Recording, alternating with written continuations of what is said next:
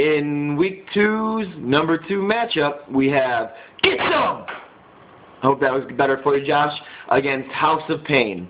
And let's be honest, House of Pain, the only thing painful about it is if I had to play with your roster. Sorry. And but he's the focus of this week's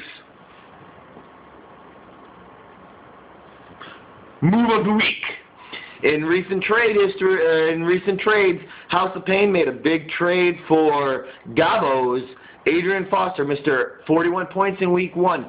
Gabo, I think, was incredibly smart, selling high, getting rid of him. He's going to be a middle linebacker. 41 points is not going to be that much, not going to be happening very often in Foster's future. It's a pass-happy team, and it's a pass-happy league. I see Foster still. He's going to put up decent numbers. I think he's going to be in the low teens most weeks, in the double digits definitely. But I also see who he traded for. He's traded for Steve Smith, which is an elite receiver. He might have Matt Moore throwing to him, but Matt Moore also found the ball, gave him the ball in the end zone last week too. And that's the thing about young quarterbacks. They're not the greatest, but they always look for the star in the end zone. They like to lock on to one person, and it's usually the star receiver. He's going to get a lot of looks.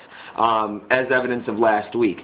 He also gave up LaShawn McCoy, who I actually value about maybe 2 spots down from Adrian Foster. He's a starting running back in, it might be a pass-happy team, but not as pass-happy as Houston. McCoy, maybe 1-2 points less each week by average over the year.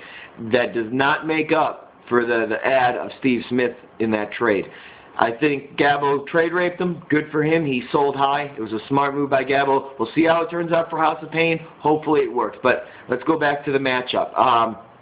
House of Pain is favored 112 to 102. That's a difference of 10. Josh.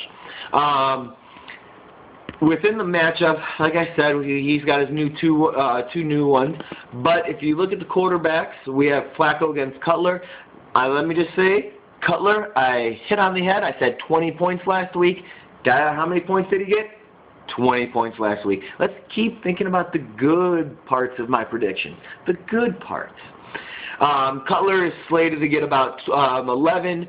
Flacco for Team House of Pain is looking at about 9 with Joe Flacco. I agree with neither of them. I definitely think Cutler against Dallas' defense, like I said, it's a Mike Martz offense. They're going to like the pass the ball. Now, the biggest question is, this is going to be a big difference for Cutler's totals, is DeMarcus Ware healthy for Dallas? If he is, the Bears aren't going to be able to contain him. They're not going to have time for Cutler to throw. You're going to see a lot of picks, a lot of lot of pressures, a lot of sacks.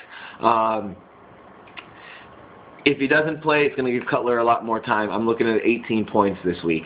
I don't think DeMarcus Ware is going to play, and if he does, I don't think he's going to be the same DeMarcus Ware this week. Joe Flacco, they're slating him under double digits against Cincinnati's defense. Cincinnati's defense is a great defense, or at least it was last year, but that's last year. New England tore them apart. If Ray Rice gets off to a slow start like he did last week, you're going to see Flacco throwing the ball around a little bit more. I think you're going to see him throwing the ball around a little bit more all season long. I see him actually getting in about 14 points this week. In the middle of the lineups, we have Cedric Benson, D'Angelo Williams, and Jamal Charles for Get Some. Jamal Charles showed last week why he should be the #1 back in Kansas City. Whether they're going to keep him as #1 back or keep putting Thomas Jones stealing carries, we'll see. But he's definitely a quick strike type of back. I like him. I'm thinking 14 points. I see another long run in Week 2 against the Cleveland Browns defense. D'Angelo Williams, Tampa Bay's defense. Doesn't matter Jamal Charles. Doesn't matter D'Angelo Williams or Jonathan Stewart for Carolina. I think they're both going to be getting points. They're definite plays this week. Cedric Benson against Baltimore. Don't like it. I don't like anybody against that Baltimore defense. We saw what happened with the Jets. Jets have one of the best lines in the league, and they just ate up the Jets. Baltimore did. Sorry. So I see Cedric Benson actually only about 7-8 points. In House of Pain's middle, We have Mendenhall, we have the new addition in Foster, and we have Fred Taylor. Fred Taylor, yank him. Don't even like him. He's questionable, and he's the running back for the Patriots. Don't like any running back for the Patriots. You never know what was going to happen with that. Adrian Foster against Washington, 41 points. I think not, more like 12. Rashad Mendenhall, he was a dud in week 1 if it wasn't for his 50-yard run in overtime. Against the Tennessee strong run defense, I don't see him getting anywhere close to 10 points. Let's see here. In receivers, Greg Jennings, Wes Welker against Andre Johnson, Donald Driver. Edge gets some. Andre Johnson. They're going to be running a lot more or passing more this week in Houston. It's just going to happen. The running game's not going to be as strong as it was last week. It's just not. And they do love to throw the ball around. Andre Johnson's. He's Andre Johnson. About 13 points for him. Donald Driver from Green Bay got a touch last week. I don't think he's going to get a touchdown this week. I'm looking at 8 points for Donald Driver. Greg Jennings and Wes Welker on House of Pain side.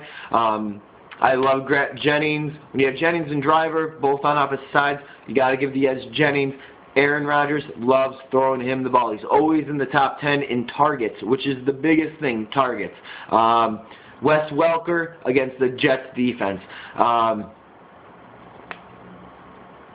I don't know who's going to be going against him. I'm guessing they're going to match up Cromartie with Welker in the slot. If that happens, Welker's going to get his points. He's going to get about 6 or 7.